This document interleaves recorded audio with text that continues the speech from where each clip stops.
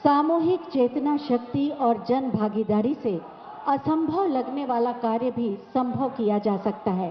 जरूरत है तो बस कुशल नेतृत्व की, जो हमें माननीय प्रधानमंत्री श्री नरेंद्र मोदी जी के रूप में मिला है। उनका मार्गदर्शन, उनकी प्रेरणा और उनके नेतृत्व से ही भारत ने 21 अक्टूबर को 100 करोड़ लोगों का टीकाकरण करके इतिहास रच दिया। वास्तव में 130 करोड़ भारतीयों के सुरक्षा कवच का दूसरा नाम है श्री नरेंद्र मोदी। मैं बहुत ही आदर के साथ माननीय प्रधानमंत्री महोदय से अनुरोध करूंगी कि अपने आशीर्वचनों से एक बार फिर हमारा मार्ग प्रशस्त करें।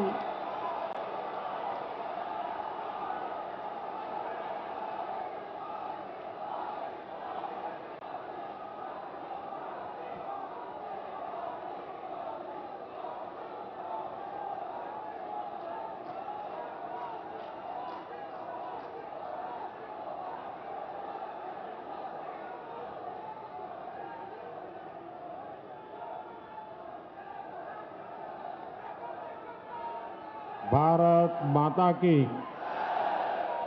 भारत माता की। महात्मा बुद्ध का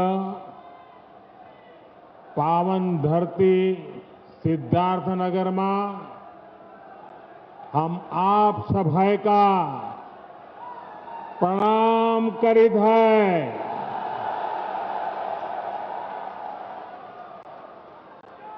महात्मा बुद्ध जौने धरती पर आपन पहले कई जीवन बिताइन, वहे धरती पर साए आज प्रदेश का 9 मेडिकल कॉलेजन का उद्घाटन है। स्वस्थ और निरोग भारत के सपना पूरा कर बदे ये एक बड़ा कदम है। आप सबके बधाई। उत्तर प्रदेश की राज्यपाल श्रीमती आनंदीबेन पटेल जी, यूपी के यशस्वी और कर्मयोगी मुख्यमंत्री योगी आदित्यनाथ जी, केंद्रीय स्वास्थ्य मंत्री श्री मनसुख मांडविया जी, मंच पर उपस्थित यूपी सरकार के अन्य मंत्रीगण,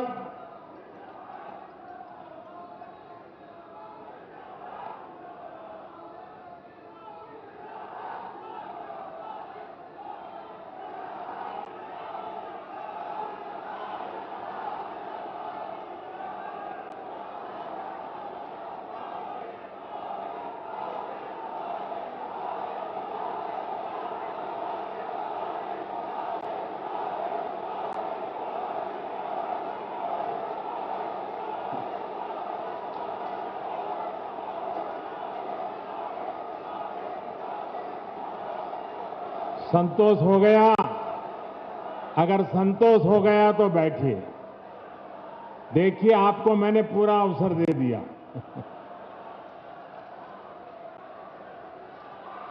आपकी इच्छा हमारे सरहकों पर।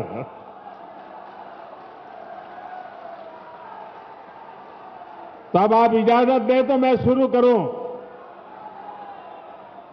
आपकी इजाजत है? आपको नारे वगैरह संतोष हो गया ना? आपके इस प्यार के लिए हम सब आपके बहुत आभारी हैं। लेकिन अब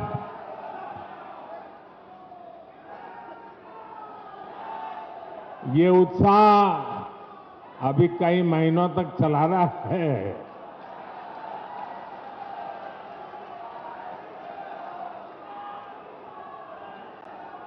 जिन अन्य स्थानों पर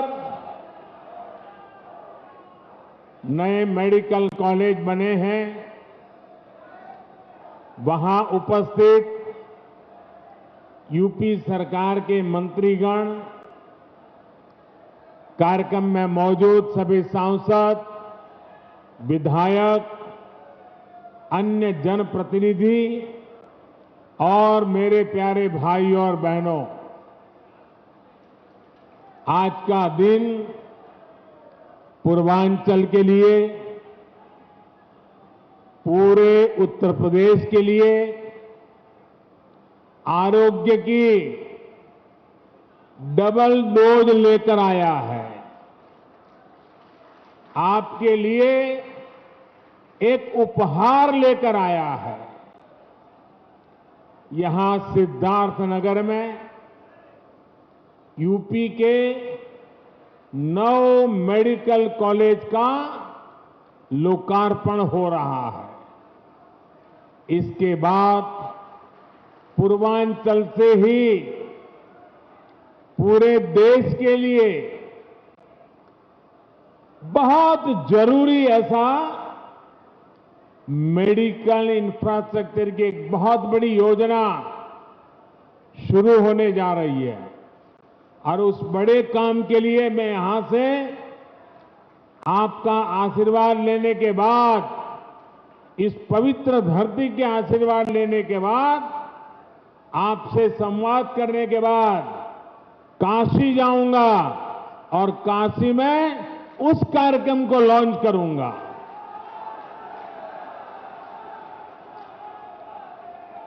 साथियों, आज केंद्र में जो सरकार है, यहां यूपी में जो सरकार है, वो अनेकों कर्म योगियों की दशकों की तपस्या का फल है। सिद्धार्थनगर ने भी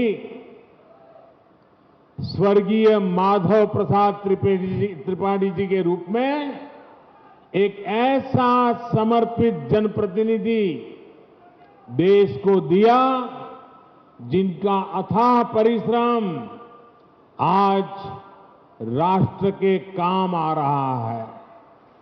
माधव बाबू ने राजनीति में कर्म योग की स्थापना के लिए पूरा जीवन खपा दिया।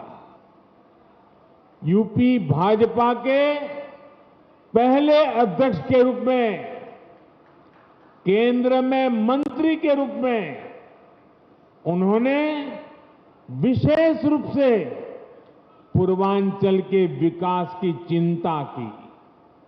इसलिए सिद्धार्थनगर के नए मेडिकल कॉलेज का नाम माधव बाबू के नाम पर रखना उनके प्रति सेवा भाव के प्रति सच्ची कार्यांजलि है। और इसके लिए मैं योगी जी को और उनकी पूरी सरकार को बधाई देता हूं। माधव बाबू का नाम यहां से पढ़कर निकलने वाले युवा डॉक्टरों को जन सेवा की निरंतर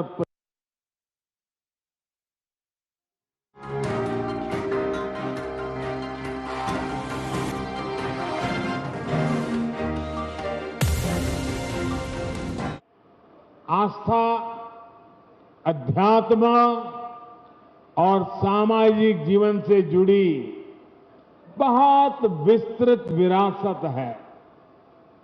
इस विरासत को स्वस्थ, सक्षम और समृद्ध उत्तर प्रदेश के भविष्य के साथ भी जोड़ा जा रहा है। आज जिन 9 जिलों में मेडिकल कॉलेज का लोकार्पण किया गया है, उनमें ये दिखता भी है। सिद्धार्थनगर में माधव प्रसाद त्रिपाठी मेडिकल कॉलेज,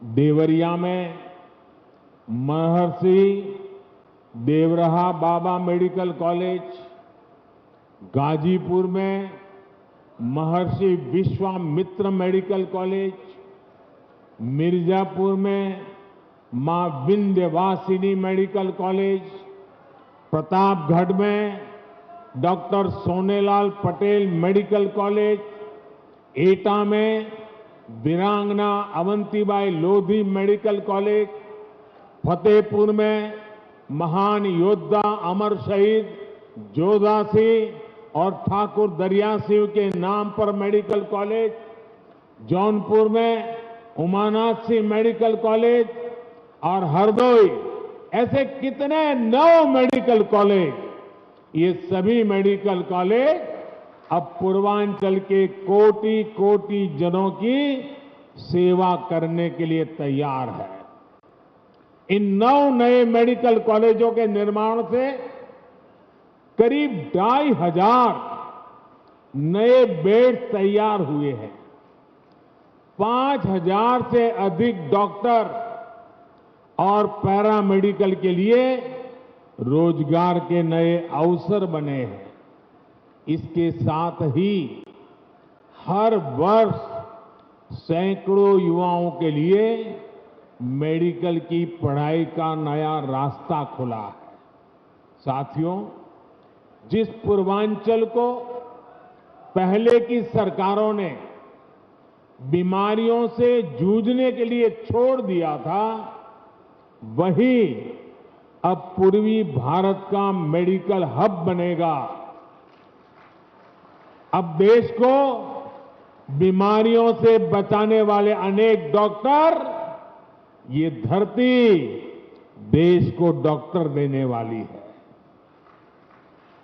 जिस पूर्वांचल की छवि पिछली सरकारों ने खराब कर दी थी, जिस पूर्वांचल को दिमागी बुखार से हुई दुखद मौतों की वजह से बदनाम कर दिया गया था,